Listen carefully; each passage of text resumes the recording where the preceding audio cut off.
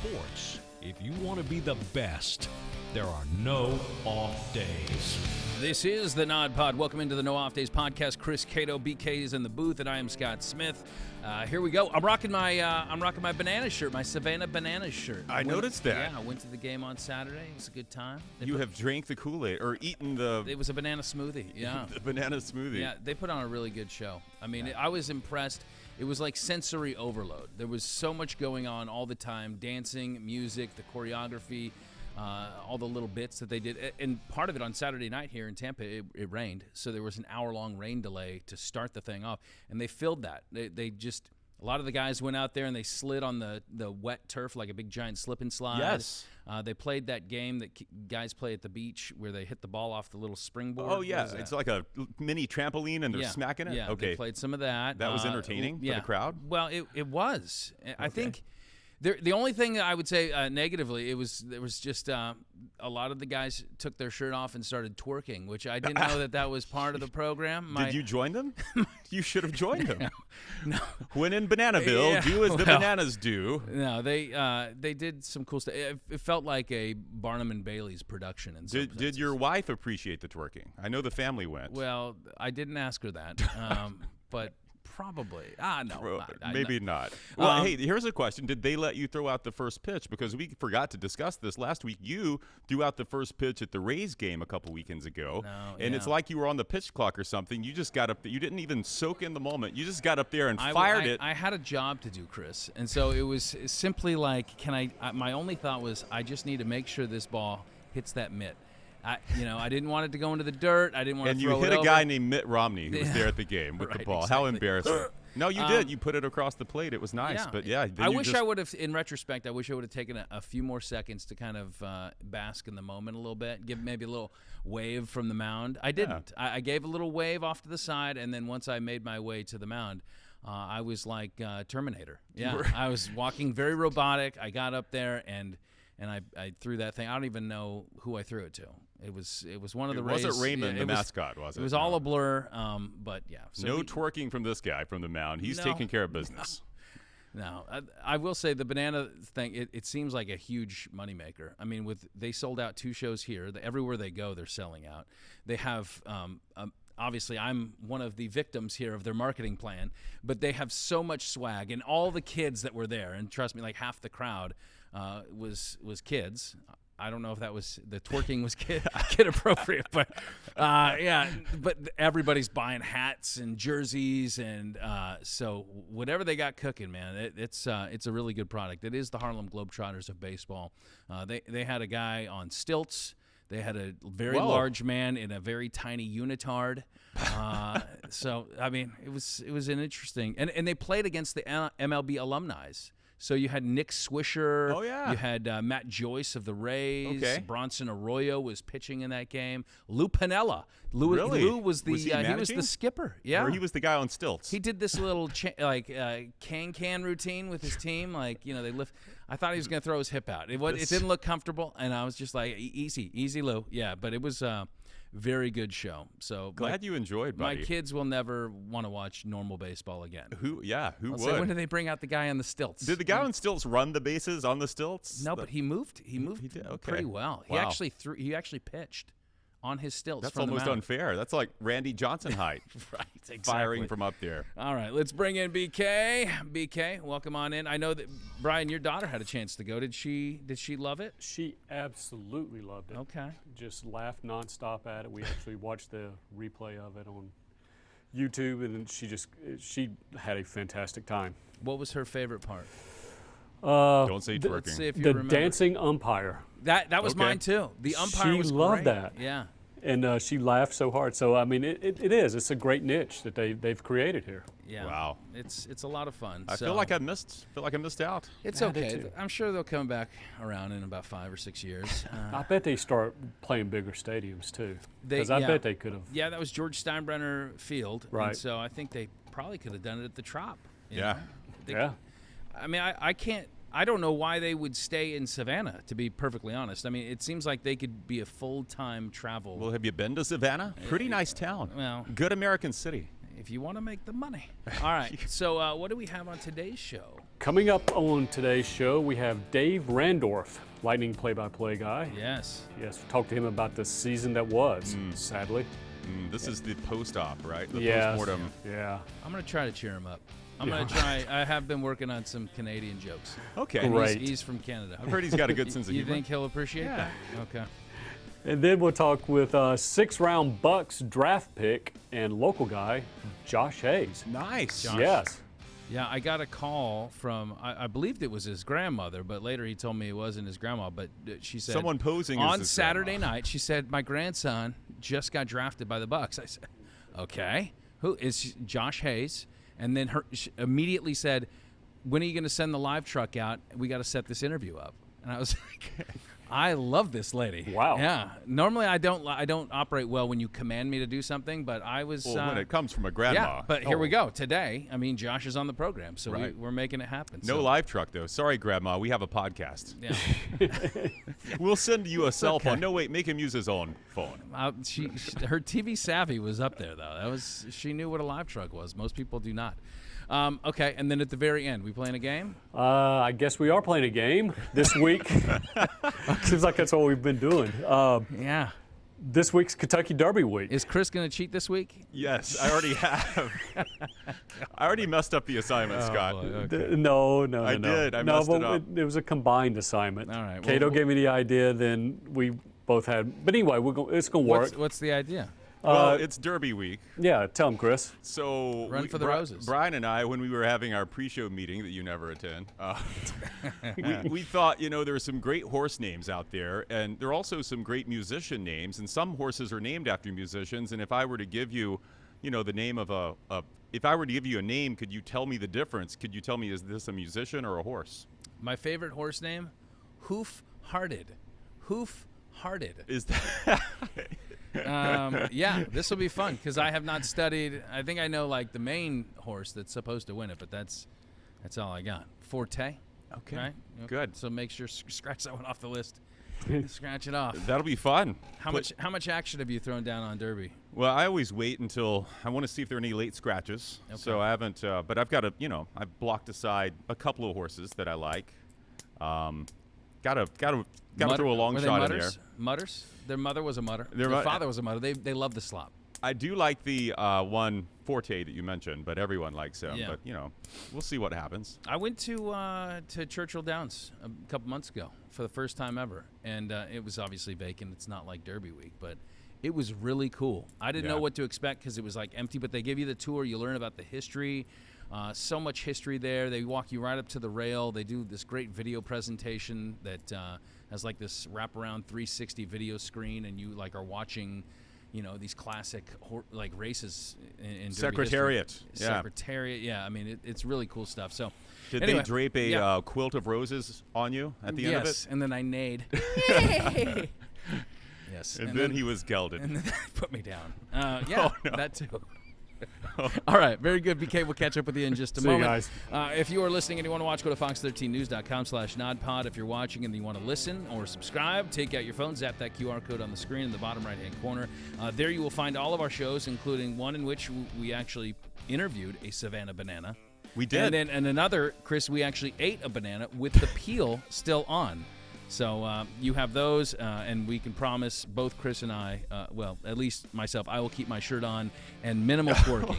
Only twerking when it's absolutely necessary. When it's appropriate, Yeah, yes. so please subscribe, fox13news.com/nodpod. Do you feel like we jinxed Will Levis when we ate that banana on the show? Maybe. Did it come across? Well, I think he jinxed himself by doing all those pre-draft shenanigans. That could have been. Throwing from his knees, mayonnaise in the coffee. He could be a Savannah Banana. But I still like weird and quirky, and I would have drafted him for that. So, speaking of the NFL draft, so what are your thoughts on what just went down this last weekend?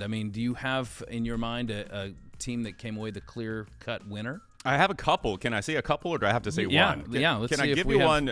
I want to give you one that I think everyone's saying one of these, and then I'll give you another one. I really like the Steelers draft. Me too. I think their first 4 picks could all be long-term starters. Yep. Real quick, Broderick Jones, Joey Porter Jr., which is a great story, Darnell Washington, and Keanu Benton. I think all those could be long-time contributors Great draft by the Steelers. And then you have to also say, I think, the Georgiadelphia Bulldogs or Georgiadelphia Bird Dogs. They are Georgia North, aren't they? How do the rich get richer? Howie Roseman is a genius, and they come in and they get. Is it genius to just draft the best team, the best college defense there is? That's the easy thing to say, but other GMs passed on these guys. They did. And so he moved up to get Jalen Carter. So I think it's like maybe other teams are just outsmarting themselves. I think they're overthinking he's just like, it. come on, guys. He's like, let's take the 2021 Georgia Bulldog defense that was probably the best ever. Because they drafted, 2 guys last year, right? 2 guys last year. You had and 3 this year. Jordan Davis and N'Kobe Dean last year. Yeah. And Jordan Davis immediately was a contributor. And then Jalen Carter, Nolan Smith, and Keely Ringo from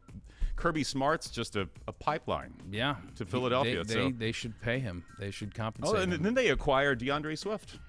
They another did. former Dog. Yeah, I thought that was kind of a good little draft day move. Yeah. That was on draft day, That was right? on draft day. The Lions got it because they went after your Bama running back. They did. So that's a couple. Did you have any? I did. I like both of those. I kind of like New England's draft class. I mean, they were able to get Christian Gonzalez. I know I'm a Duck, but he slid to, I think, 17. Yeah. And so they were able to take him there. They were able to pick him up. And then they also got Keon White, the Georgia Tech defensive end. I kind of like Minnesota's class too. They got slot receiver Josh Addison. Yes, Jordan Addison. Yeah, which will fit. Yeah, I think he's going to fit in really well. Thielen moved on, right? So I think he's going to complement. What's the big guy? Justin Jefferson. Jefferson.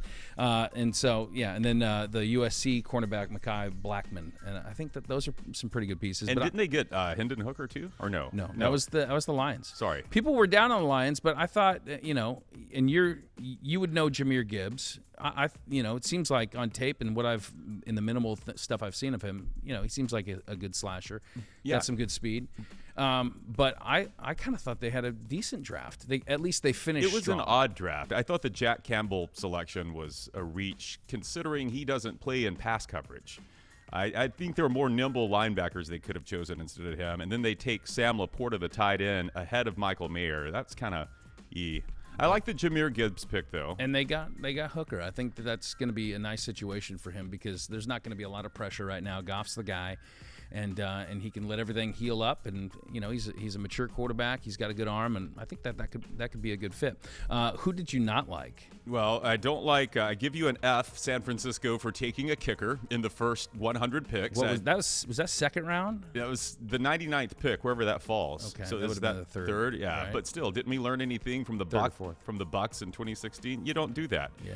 I didn't like their class, and then the Saints. I thought overall not a bad class, but their first round pick of Brian Presea, I just don't get it. An interior defensive lineman. I don't really know that he has, that kind of flash. Maybe the letters of his last name, Bresee, they thought it was Breeze. Oh, that could They probably be thought he was a Breeze. It was close enough. Yeah, he might have a little of that magic. I didn't think the Dolphins had a very good draft. I mean, obviously they didn't have a first-round pick. They only had 4 total picks, right. So it's hard to make a dent.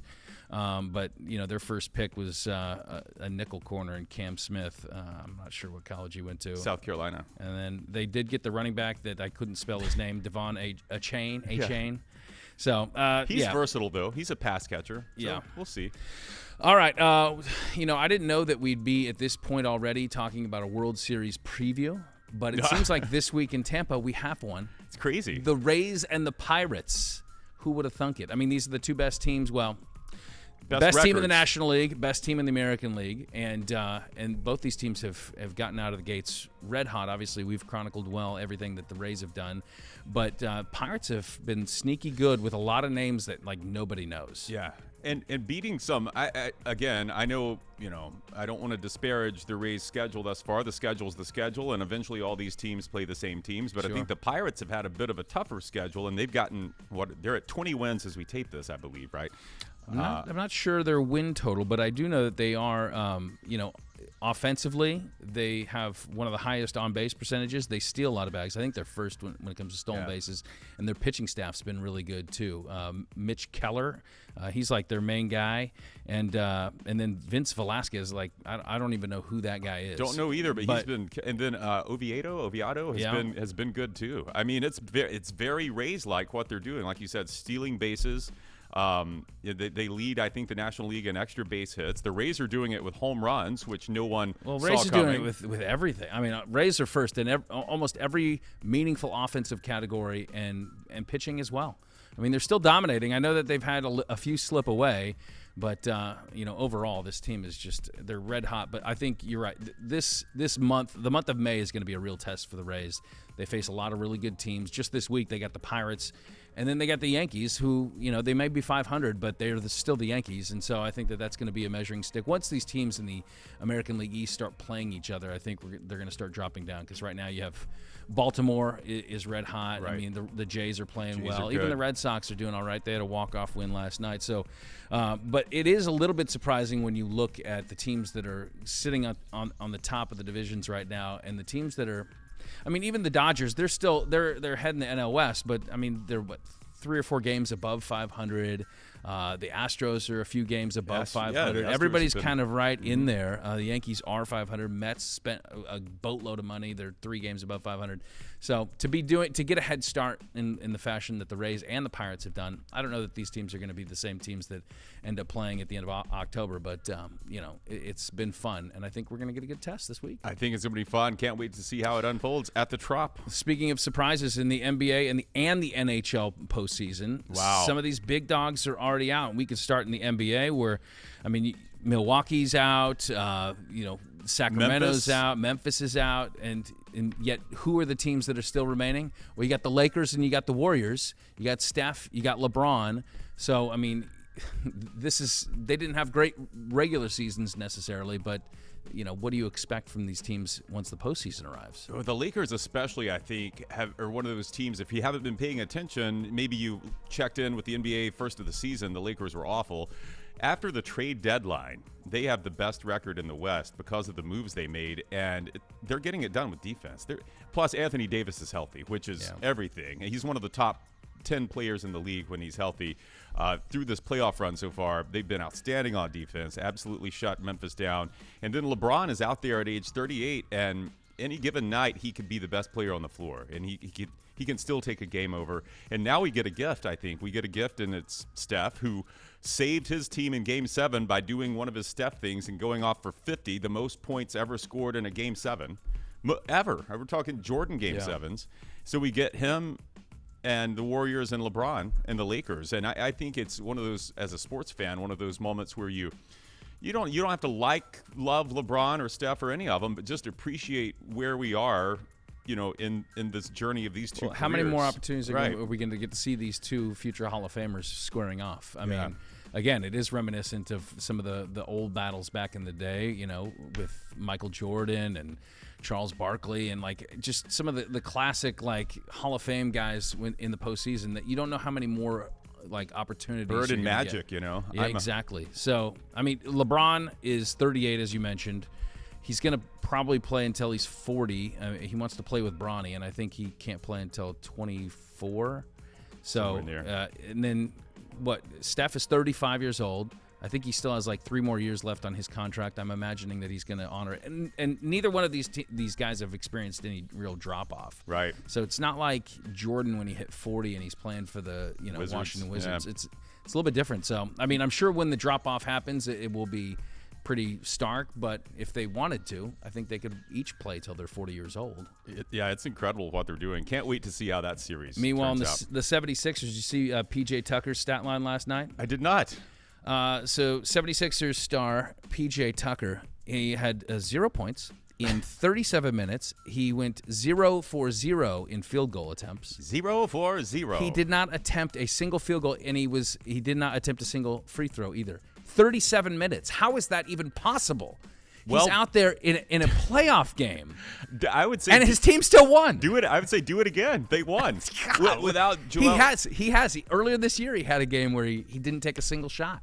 Well, it's a good formula. Without Joel Embiid, they beat the Celtics. I mean, that's incredible. In the NHL, of course, the Bruins are out. The Avalanche are out. Those were the 2 big dogs going into the postseason. Everybody kind of figured those would be the 2 teams left standing. Now they're both out of the first round.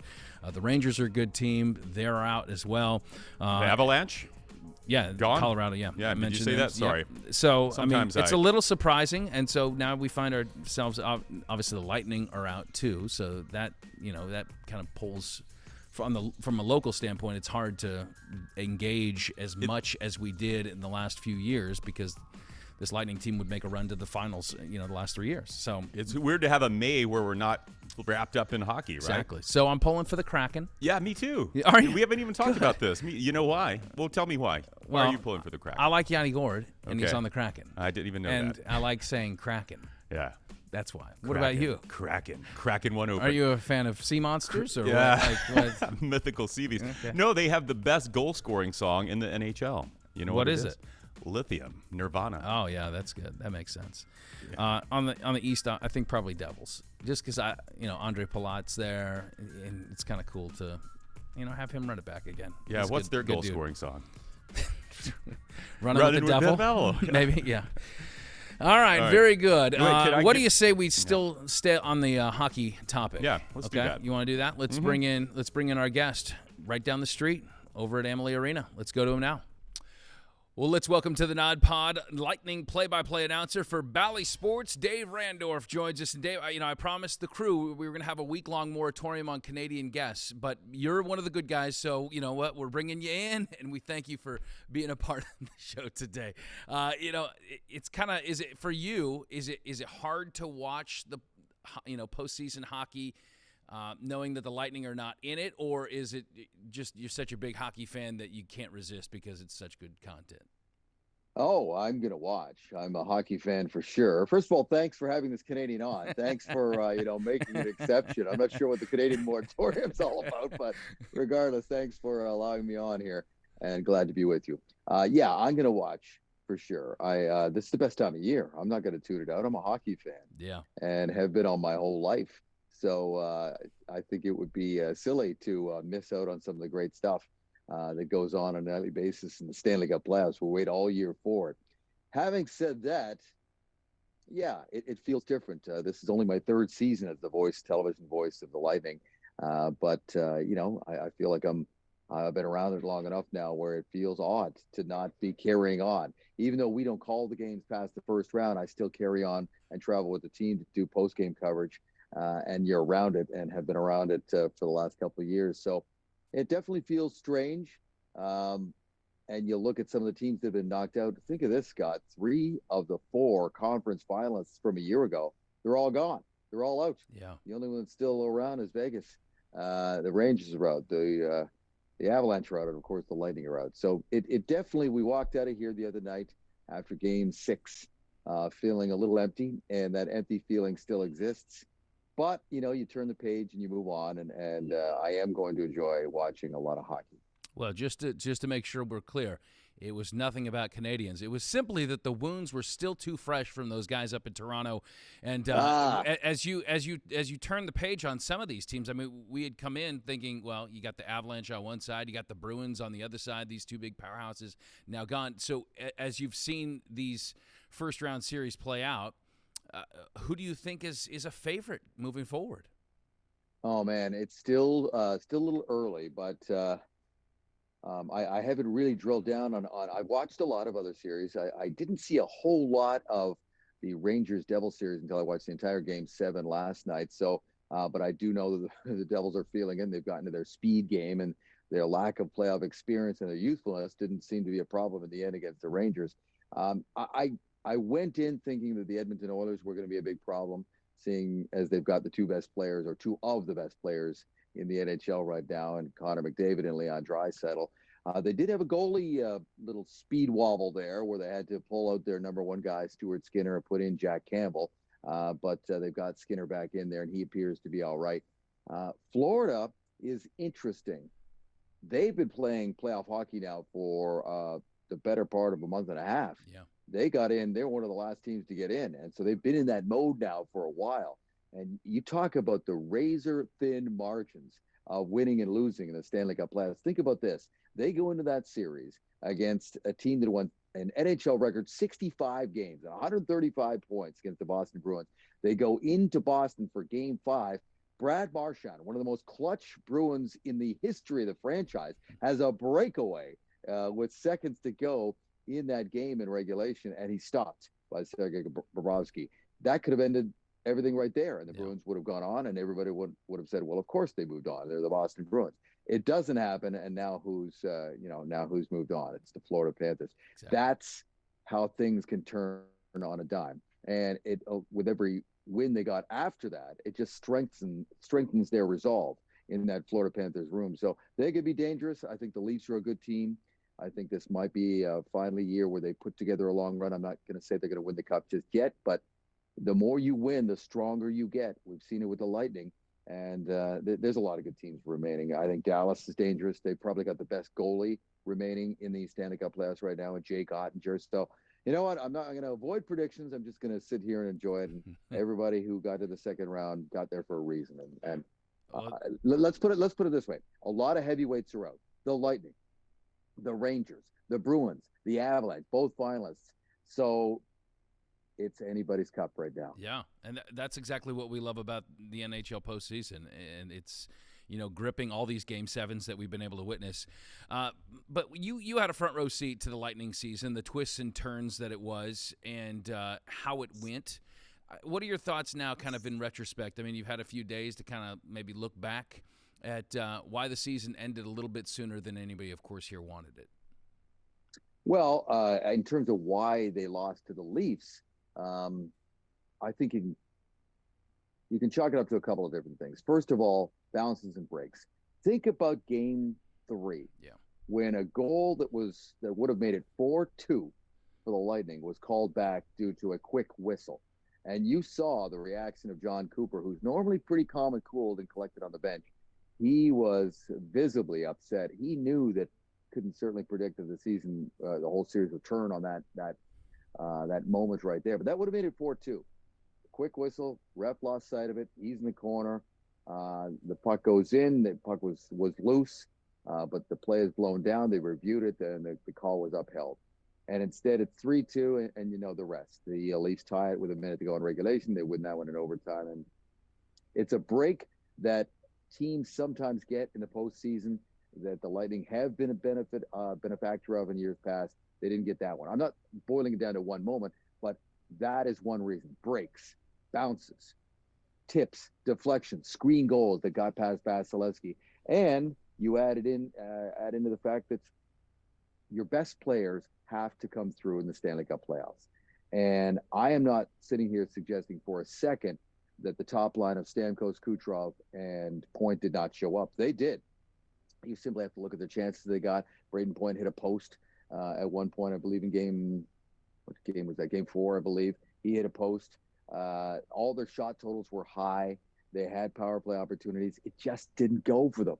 I mean, we're talking about a 51 goal scorer and a guy who had 113 points, and Steven Stamkos, who, again, 30 goals and 80 points for him. It just didn't go for whatever reason. Yeah. Where on the other side, you had Austin Matthews, who had 5 goals by himself. That equaled the entire output of the that top line in terms of goals, anyway, and go on down the line. John Tavares with obviously key goals at key times, and Morgan Riley from the back end. All these guys that have been there for playoff disappointments in the past for the Leafs, they got it done when the moment arrived. And again, I want to make it clear that I don't feel as though the Lightning didn't show up, and they did flip a switch when the playoffs began, but breaks and big moment goals ended up being their undoing. Well, and you mentioned, I mean, there's a handful of just those tricky little bounces, one play here or there, and this series could have been entirely different. I mean, 3 overtime losses at home is incredible, and that's, a lot of times that is bad luck. Not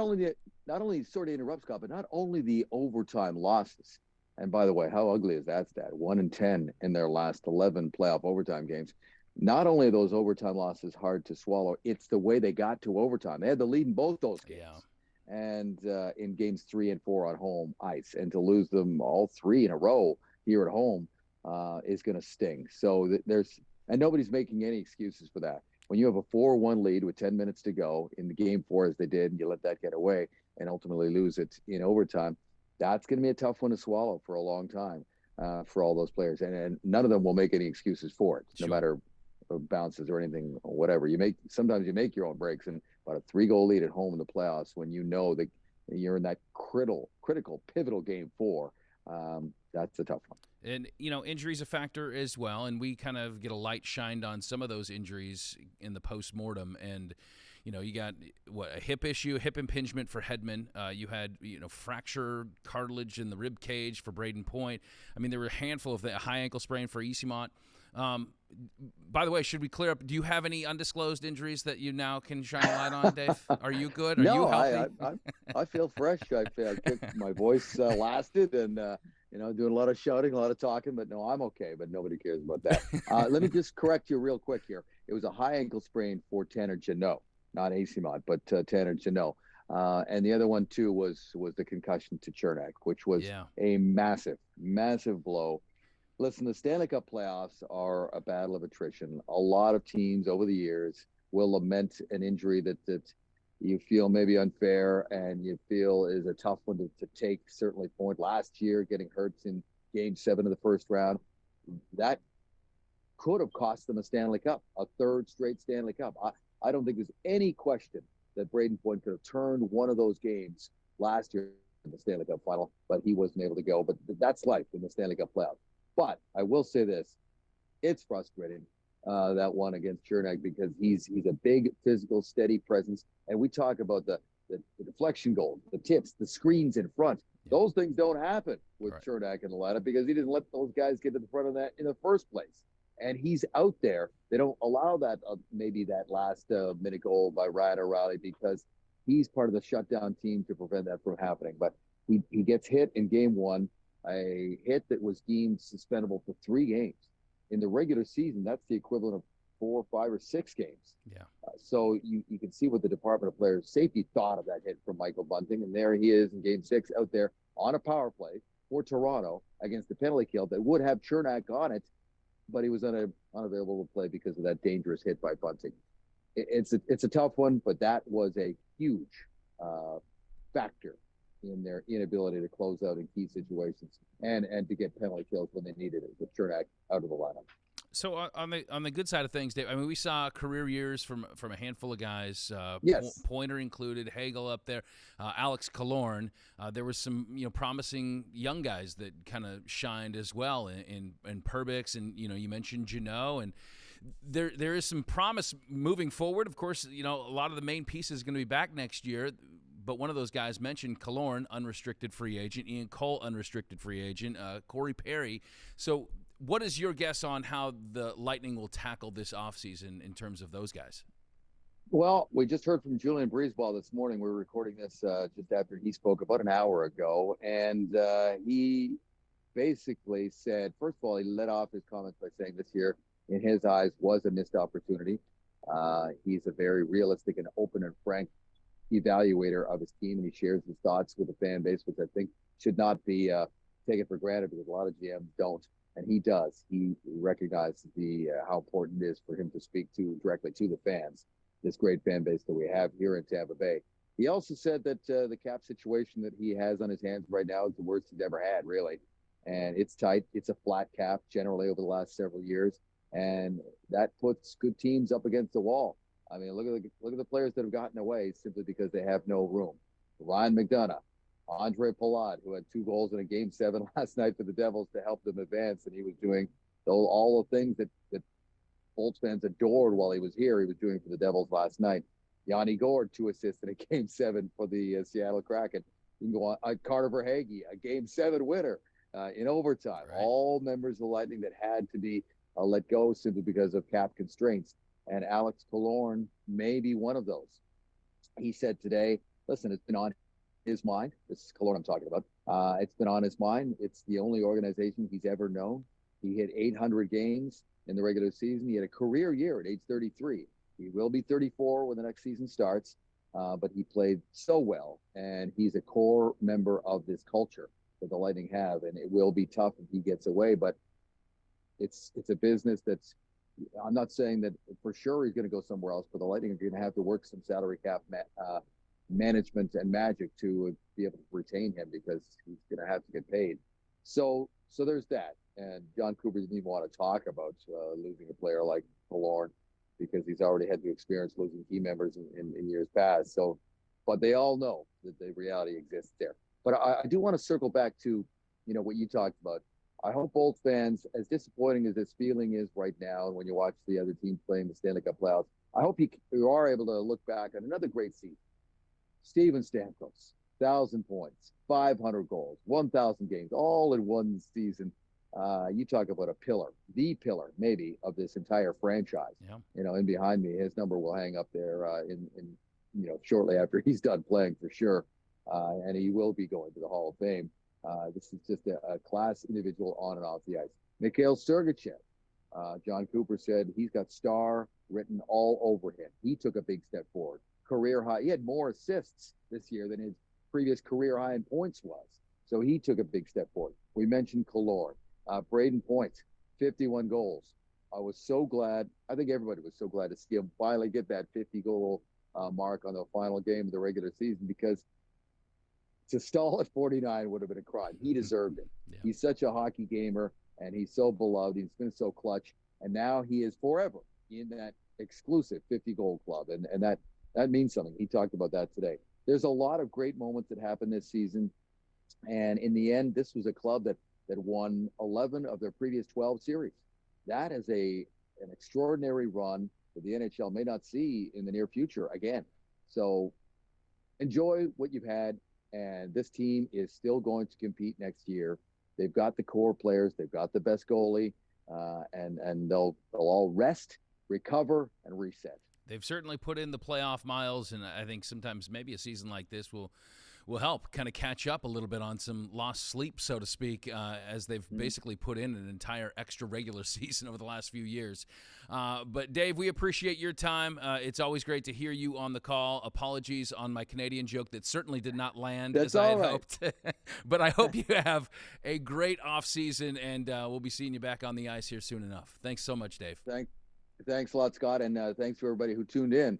We had I'm told, the highest rated season ever in the history of the Lightning on television in this market. So we have all the viewers and great fans to thank for that. So thank you for having me on, and enjoy the off season. I'll see you on a patio somewhere. Certainly not a surprise on those TV numbers. Thank you. The great Dave Randorf joining us, Lightning play-by-play man for Bally Sports. Very good stuff. Thanks, Dave. Chris, do you think Dave hates me now? Do you think that the joke of it wasn't? Here's the worst part. It wasn't actually funny. That's the worst part. But do you think I'm a bad enabler of you. I thought it was funny. I thought, one thing that I like about you, Scott, is that you put yourself out there. Yeah. And you may fail horribly, but you still put yourself out there, and that's kind of the magic of you. And I think Dave's still a little, as all Lightning fans are, we're coming off of a tough time. He was a little caught off guard. Yeah. He wasn't ready for that. Like, what does that mean? Are you offending all Canadians? I love Canadians, okay? Yeah. I love Canadian bacon. I love the Canadian national anthem. I don't like Canadian beer, but I will say Canadian national anthem, it might be my favorite. Don't wait. Oh, can you say that? I just offended all the Americans. Oh, no. Oh, my goodness. All right. Let's talk a little football. We had the Do draft. You like Canadian football? I don't. No, it's not right, good. So it's like a 50-50 bet. There's a lot to like about Canada, and maybe things that I'm not a big fan of. All right. Let's talk some football. What do you say? Yes. Well, Chris, our next guest had his life changed last weekend after hearing his name called in the NFL draft. Let's welcome Bucs 6th-round pick out of Kansas State, cornerback Josh Hayes. Josh, welcome to the show. Nice to see you. Yes, sir. Thank you. Yes, sir. Thank you for having me. All right. Take us back. Where were you? What were you doing? How was the draft night preparation, and what happened once you heard your name called? I was back home in Lakeland at my parents' house, and I had my grandparents over, my daughter, her mom, and then just kind of, my immediate family, brother, sister, and all that stuff. Just kind of hanging out in the living room, kind of watching the names tick across the screen, and then it started getting loud in the house actually, and it was like I got irritated a little bit. Yeah, it started getting loud. Everybody was just kind of hanging out. I was like, I'm still waiting on the phone call. So I went upstairs, and within 10 minutes of me going upstairs, I saw the 813 number pop up on my phone. And, at that point, I didn't know what to expect. So I answered it, and then it was the GM, and that was all she wrote. Well, and as a local guy, probably getting a call from an 813 is not uncommon, right? Yeah, exactly. So, like, I didn't know exactly what to expect when I answered the phone. I didn't know if it was, kind of a spam risk call or exactly what it was. So I just kind of answered it and hoped for the best, and the best case scenario for sure. You're either getting locked into some super low interest rates or it could be the call from the GM of the Buccaneers. I do have to mention, I did get a call on Saturday night. And it was from a relative of yours, Josh, that said, that Josh just got drafted. So where should you guys send the live truck and set the interview up? Can we do this now? And so I was like, yeah absolutely. Give me like a couple days. And so here we are.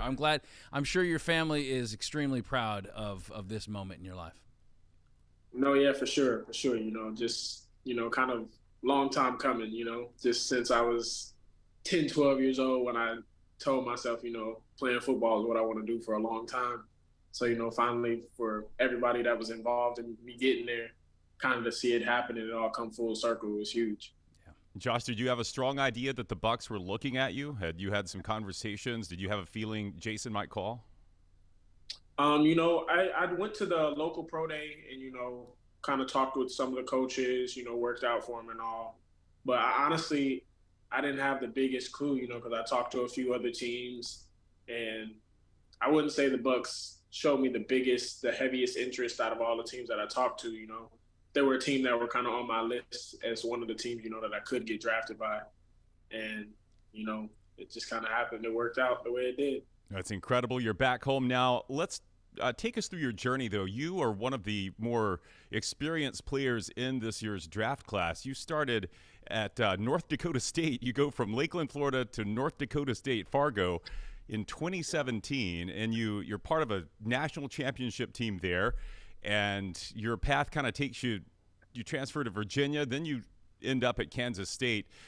What was that brought you to Kansas State? Was it your connection with Coach Kleiman, and how did it put you in a position to get that call on draft night? Definitely my connection with Coach Kleiman is kind of what got me to K-State, because he was the guy that got me from Lakeland, Florida to Fargo, North Dakota, And out of high school, didn't have a whole bunch of stuff going for me, so he kind of took a risk on me in that way. And, it paid out, so I felt he was somebody that I could trust. And then, when I got there, kind of changed positions a little bit and had to, kind of learn some new things, learn a new spot.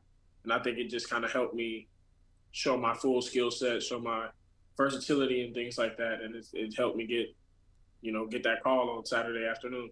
It seems like they would have gotten you even if you had stayed at North Dakota State, because they got another offensive lineman from North Dakota State. Did you play with Cody Mock? Yeah, I did. We actually came in the same class in 2017. That's funny. Is he? Yeah. He seems like quite the character with his toothless grin. No, he's a character for sure. Fun-loving guy. Just likes to enjoy himself, but a hell of a football player as well. So. Well, you went to Lake Gibson High School, so I know that once games start rolling around, the ticket requests are probably going to be pretty hefty for you. But you also have your uncle played for the Bucs. Gino Hayes, he played here for his first 4 years, played in the NFL 7 years. He sadly passed away a couple years ago, liver disease, much too soon. But what do you think that this moment would have meant to him? I'm sure he saw the writing on the wall long ago, but to be able to share in this with him. Oh man, I just think he would have been proud. He was somebody that poured a lot into me when it comes to football and everything that comes with it. He poured a lot into me at a young age. And he expected a lot out of me. So I just feel like, he'd be proud in this moment. But I would have loved to enjoy it with him. Josh, what are some of your favorite Florida things, especially when you were far away in Fargo, North Dakota? What things were you missing in Florida, and what are you trying to enjoy now before you really have to start grinding and getting to work, making the roster? Yeah, we talked a little bit before we kind of started, but the beach, man, I love getting out, getting my toes in the sand and just, hearing the waves crash a little bit. There actually were some good golf courses in Fargo, but it's nothing like golfing back down in Florida, And then I love fishing and stuff like that too. So just hitting a lake around the house or something and pulling out a couple bass is always nice. How's the golf game? Oof, it's rough. It's rough, you know. In Fargo, you can blame the weather, but yeah, no doubt. Yeah, no, I can't blame it down here. Yeah, no, I still got some fine tuning to do there as well. You were a versatile defensive back for Kansas State, and you played some nickel. That's a position of need here for the Bucs. What have they told you about where they envision you playing? You know, we talked about the nickel spot. You know, we also talked about me playing deep at safety, and I kind of played both roles this past year. And then, you know, we'll kind of just have to get on the drawing board and really figure it out once all that starts. Well, you're going to be playing in the stadium that you grew up rooting for that team. So, I mean, it can't get any cooler than that. Josh, we wish you the best of luck. We know rookie minicamp is coming your way next week, and you'll get you go from toes in the sand to toes in the turf and ready to kick this thing off. But we're looking forward and rooting you on. Yes, sir. No, I appreciate that. Thank you. Josh Hayes, brand new young Buccaneer, ready to get his career started in the NFL. That's good stuff right there. He's going to be great. Wow. What a college career he had, too. 3-4 years at North Dakota State, was all Mid-Valley Conference and won a national championship there, then goes to Kansas State, has a great he's kind of an example of why the transfer portal works for some guys, right? He's certainly a portal pro, I think, yeah. You mentioned earlier the Kentucky Derby favorite is Forte. Forte. More champagne, Mr. Forte? I guess so. As we tape this, 3-1 odds. Do you know that Forte won the Florida Derby to qualify for the Kentucky Derby? Well, how about that? On April 1st, the Florida Derby at the lovely Gulfstream track. And the winner of the Florida Derby has gone on to win the Kentucky Derby 24 times in 65 years. Wow. So 1 out of every 3. So I think that's why Forte is a favorite. Yeah, we breed. Is that Ocala? Is that where they? I know there's a ton of like horse farms up there. Is that there's a lot. That's big horse country. Ranch? Yeah. But the track, the Gulfstream, is actually in Hallandale Beach in the north of Miami. All right, let's bring our on-site jockey. Please. He's the one that drives this show. No. I mean, do you? I don't outside of the Derby, and then obviously the top 3 races. The Preakness, the Belmont. And the Belmont. That is correct. I don't really pay attention to horse racing. Who does? But I enjoy it. Again, when I went to Churchill Downs, I was like, man, this is a sport that I really want to follow year round. I haven't done a good job at that. But. All right. So we had a game that we were going to play. There was a little bit of confusion. More cheating by me. Who's going to lead the game? So who's going to lead the game? Let's let Cato lead. All right. What I'm going to do is I'm going to give you guys a name, and you tell me, is it the name of a horse? These are all this year Kentucky Derby horses, or are they? Is it a horse, or is it an indie rock band? Okay. BK, how studied up are you on the names?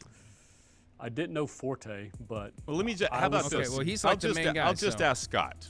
Okay. You lay out on this one, BK. If you don't know, though, chime in. Just say you don't know.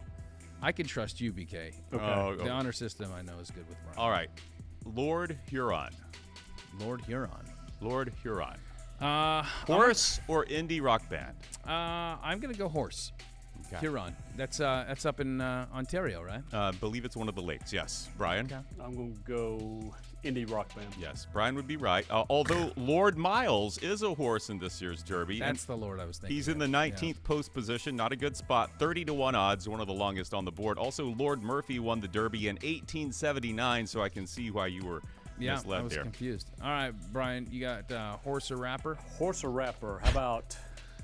Young Boozy. Now, these are not from this year's Kentucky Derby, but these are past Kentucky. All right. How about Lil Scrappy?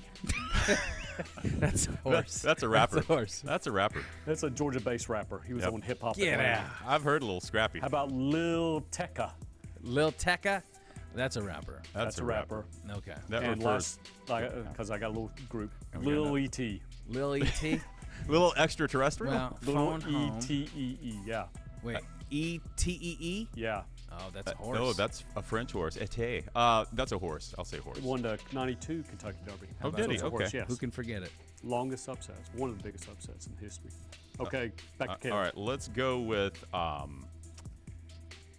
Rocket Can. Horse or indie rock band? Rocket Can. Ooh. I'm going to go Rocket Can. Mountain out of hell. Let's go, sorry. Let's go rock band. I'll say horse. It is a horse in this year's Derby. Wow. 18th position, also 30-1 odds. Well, we should say that Brian is a big indie rock. He is. He's the guru. No, yeah. but I've looked at so many horses' names. I almost now know what sounds like a horse. He's also a degenerate horse gambler. All so right. he knows. Brian, you got some rappers? How about Dynamic One? That is a horse. That is a horse. No rapper would be called Dynamic One. Yeah, it's a horse. Finished 17th last year. I should ask, how was dynamic spelled? Well, or how was one spelled? Was it the number or spelled out? W-O-N. Oh, Boom. Dynamic One. But he didn't. He finished dead last. All right, we're going to go with War on Drugs. Band or horse? It's got to be War a band. Band. Yep. Go band. I was hoping you would think of War Emblem or perhaps War Admiral, both Yeah, winners War of the Admiral, Derby. But yeah. yes, War on Drugs. Good band. Good stuff they're putting out right now. Okay, rappers. How about A$AP Rocky? Oh, that's a rapper. That's a rapper, right? Oh, man, yeah. I've That's heard of it. Rihanna's. That's boyfriend. her. Yeah. That's her boyfriend. Yeah, Okay. yeah. Nice. Did you get that on TMZ? No, I was looking it up. Okay. But it's got the symbol, and you're not allowed to have symbols in horses' names either. Gosh, so many What rules symbols with in there? horses. This Yeah, guy's got the dollar sign for S. Okay. I would do the same if I had an S in my name. Wait, I do. Disarm. Horse or indie rock band? I'm Disarm. going to say horse. Ooh, Disarm sounds like a horse. I'm going to go indie rock band. It is a horse in this year's Derby. Of course. 30-1 odds on him, too. Got a bunch of long shots in here. Okay. I got one more. Tis Yeah. the Bomb. Tis the Bomb. That is That's a horse. That's a horse in a recent Derby. Finished 9th last year. Yeah. Lost a lot of Nice. money on Tis the Bomb. You got any more? Dinosaur Jr. That is a rapper. That's it, Brian. That's an indie band. It's an indie band. Had a great hit in the 90s. This is your genre. Feel the pain, which is what you will feel if you bet on Disarm this Okay. year. Nice. I got one for you guys. Mr. Ed. Okay, sorry. That's all I got. All right, so no more? That was fun. I think it worked out, even though you guys miscommunicated. It was a fun little game. I like maybe we bouncing should back do and that forth. more often. I think so. Screw up the whole assignment. Yeah, well, we're good at that. We're definitely good at that. All right, very good. Thank you, Thanks, BK. To watch a full-length episode of this here podcast, head to fox13news.com/nodpod. Hit that QR code on the screen. You can subscribe on iTunes, Google Play, Spotify, and Stitcher. Get us every week in audio form as well. And remember, we also have a social media page, too. Do we? And we need to get that updated a little bit more frequently. But follow us there as well on Facebook and all the socials. A big thanks to Dave Randorf and apologies as well. And then, of course, Josh Hayes, and best of luck to Josh as he gets ready for rookie minicamp coming up next week. Yeah. And thank you to our crew here in NodPod headquarters, and Chris and BK, and it's been fun. Loved it. Time to go drop a hundo on Rocket Can. Rocket Can! Burning down a house. Until the next time we are on, there are no off days.